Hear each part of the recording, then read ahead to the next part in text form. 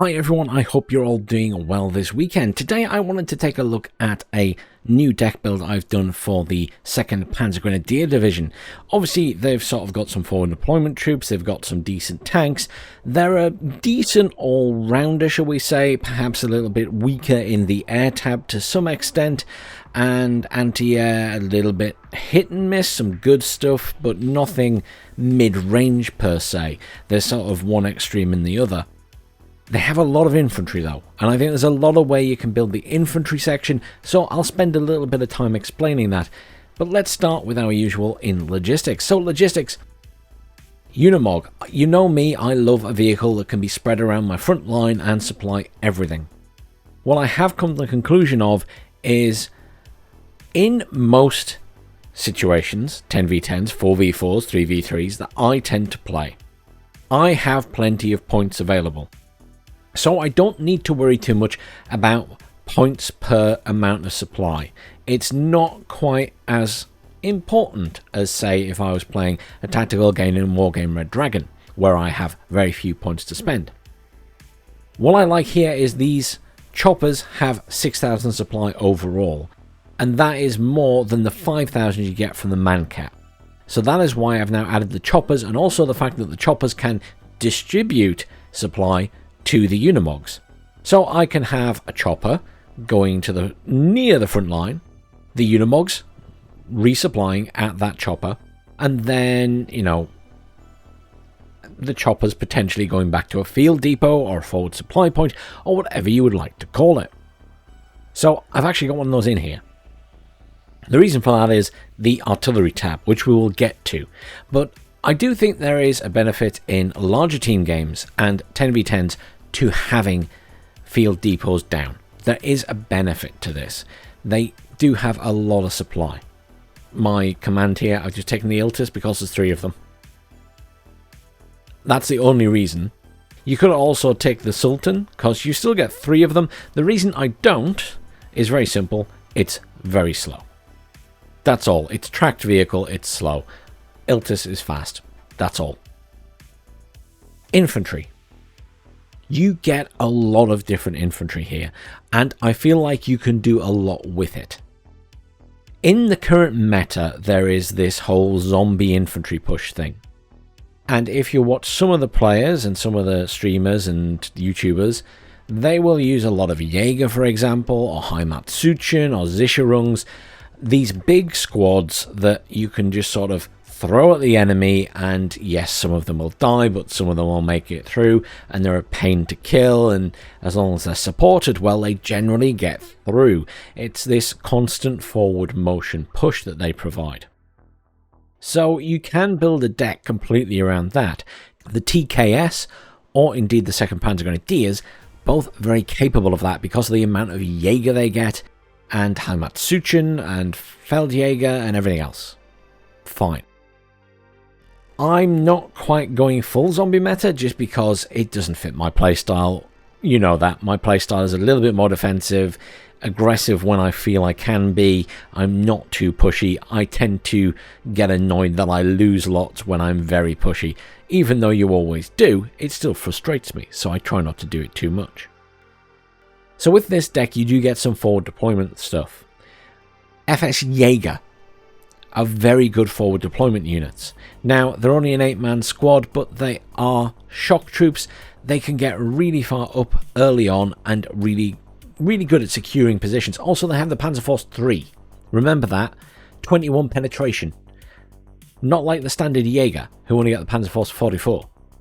So, FS Jaeger, really good squads. I've taken both of those. Then I've taken an FS Milan 2. So the FS Milan 2, again, ATGMs are king right now. The Milan 1 doesn't have a huge amount of penetration, 17. The Milan 2 is 24.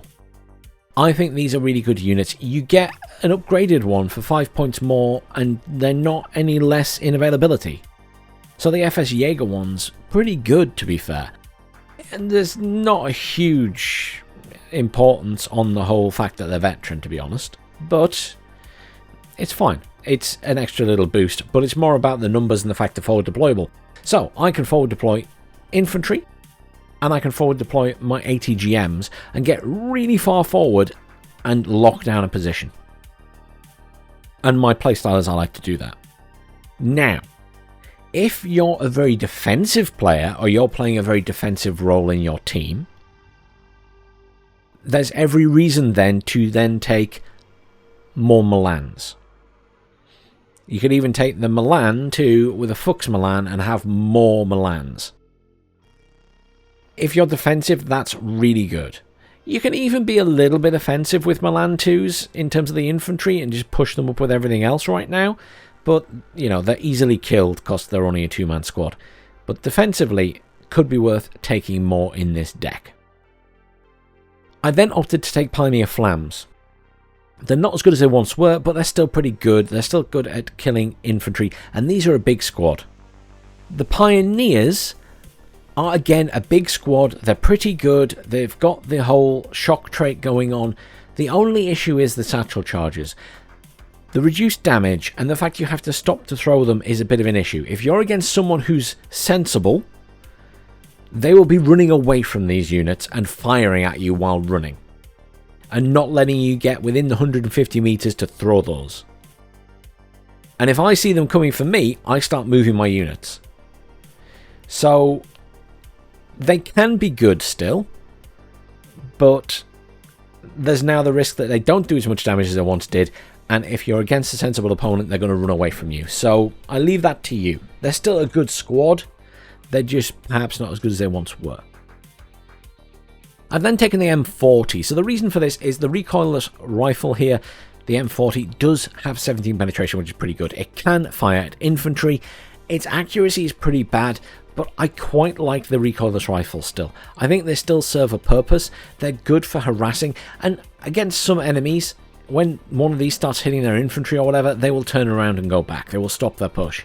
So in a defensive position, these are pretty good still. Obviously, they fire a bit slower than some of the others, but their penetration is higher, so there's a trade-off.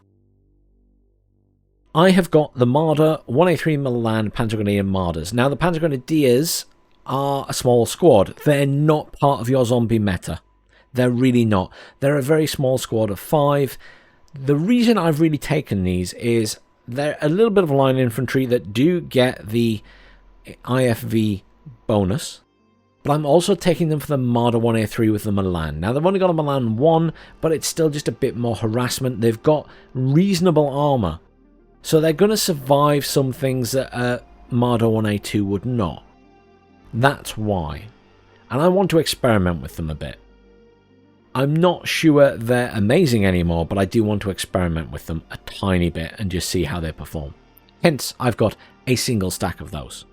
And I haven't ranked them up, because it's more about the Marder Milan than it is about the Panzer Grenadiers. Panzer Grenadier Carl Gustav. These ones I would rank up, but the problem is you only get 4 of them then, which is a real shame. The reality is, I'm wanting them for the Carl Gustav, not for their infantry capability. I'm more wanting them for that Carl Gustav in close range situations. And I'm taking them in the M113 because that provides a little bit of fire support to them. But the real reason is purely anti-vehicle, anti-tank in a forest area. I would rather the Pioneer Flams were doing the damage to infantry than these guys. These guys are going to come up when a vehicle appears. Pioneer Panzer Grenadier Führer, because it's got a red eye and a Panzerfaust. It can defend itself. That is the simple reason I'm taking that. I like the fact it's got a red eye. It's a terrible weapon, but it's something that might scare off a chopper. And then I've got 2 squads of Jaeger. So obviously they are trained and you can't get them any better than that, but they're big squads and they can push. And they do a bit of everything. And this is where that zombie meta is coming in. So these guys will be very useful for pushing, along with these guys over here, the FS Jaeger. So that's the build up here. As I say, if you're a defensive player, I would drop something here and take more Milan 2s. I would take these Milan 2s because you don't need more forward deployment ones after the initial forward deployment. I think that makes sense to everyone, I hope. Once that initial forward deployment period is over, you're either going to put down all 6, or you're going to put down 4, and then you can't forward deploy again, so they serve no purpose after that.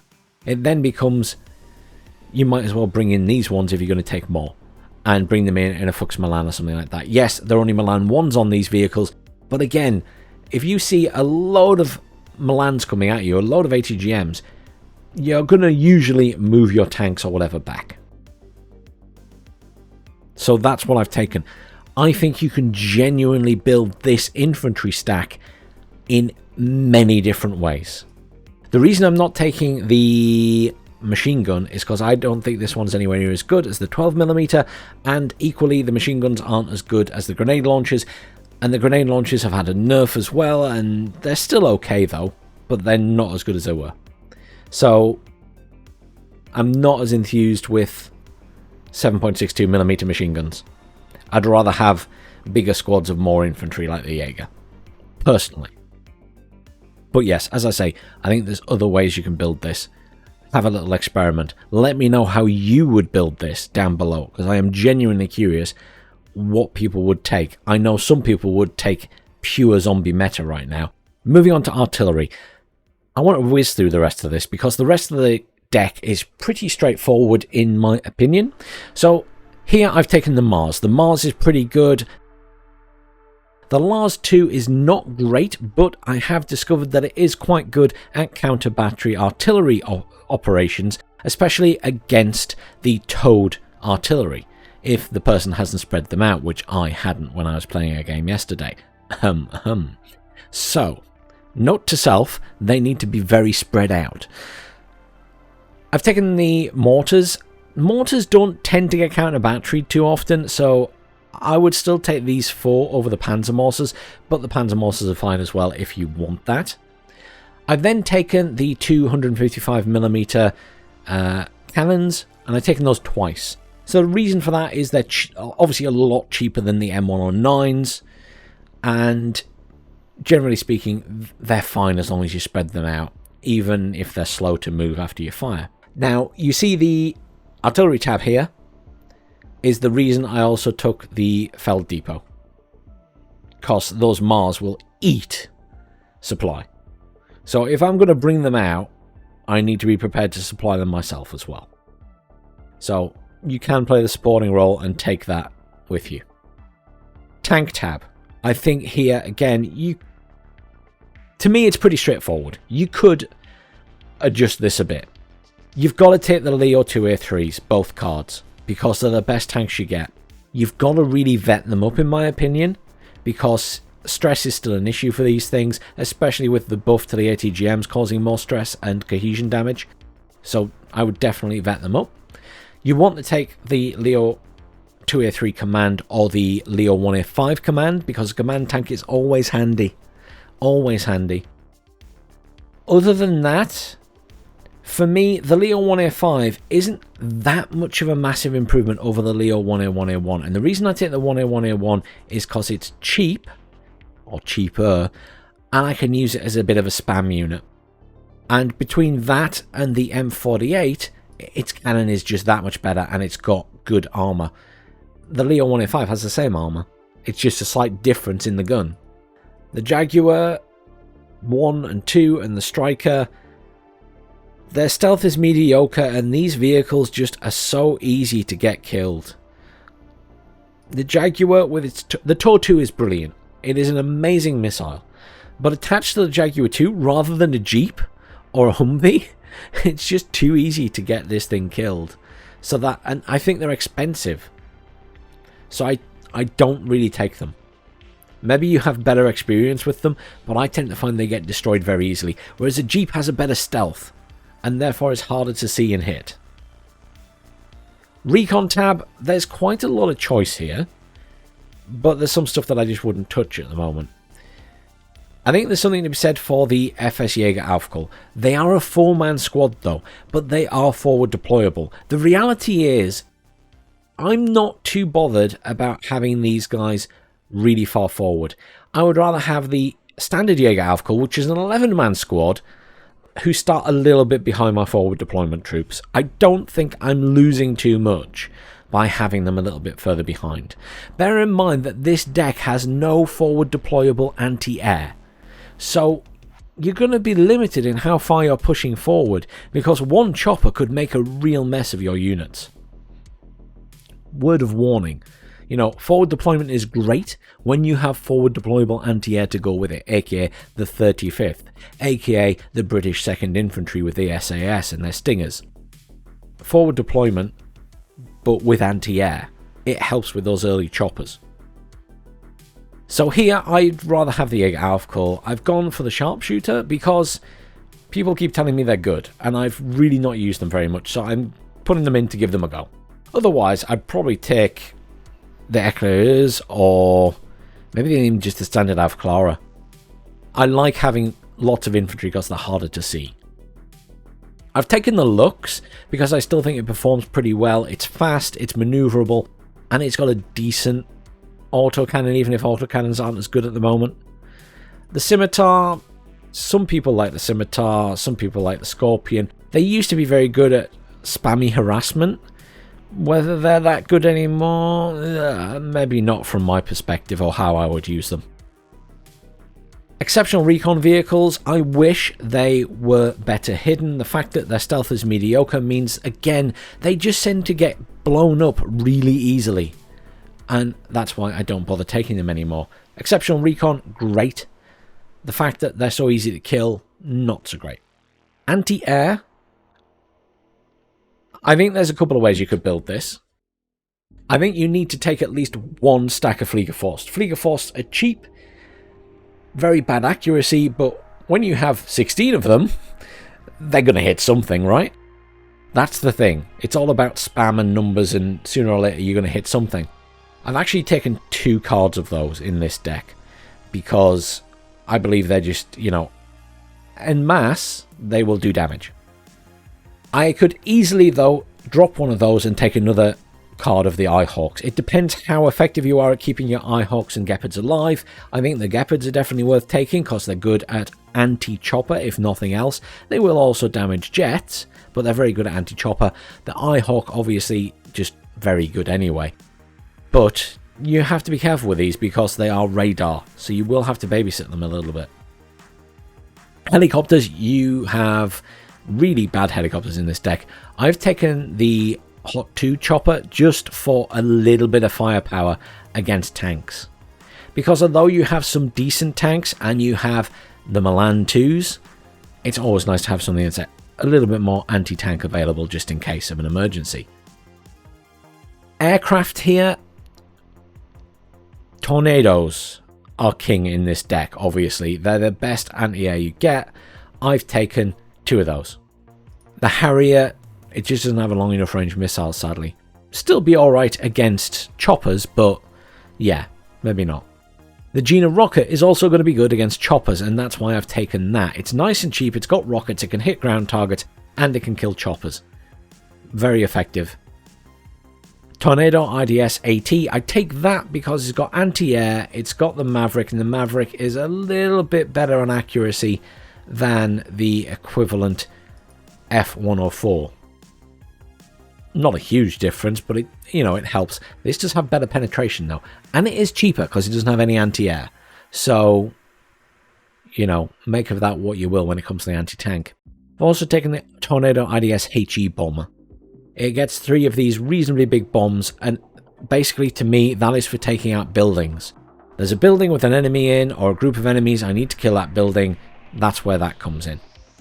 But I wouldn't want to rely too heavily on aircraft in this deck because I don't think the aircraft are great. The MW1 used to be amazing. It's not as amazing as it once was. Seed planes, if you're not going to be relying heavily on aircraft other than more the Tornadoes to defend your side of the map, do you really need Seed? The Tornado IDS AT is more about catching someone out. The Rocket is for dealing with choppers that might be pushing you, and it can be a suicide plane. It's only 110 points. And the HE bomber, well, again, it's going to be very situational, and you're just going to have to hope that they don't have too much AA if you're having to call that in. But for me, I wouldn't be relying too much on the aircraft in this deck. But again, maybe you build it differently. But that's the deck. Let me know what you think down in the comments below, particularly on how you would build the infantry here. What would you take differently? What would be your priority if you were building the infantry in this deck? Very curious how many people would go full zombie meta right now, assuming you know what I mean by that. Thanks for watching, everyone. Please do like, share, subscribe, and I'll see you all soon for some more Warner.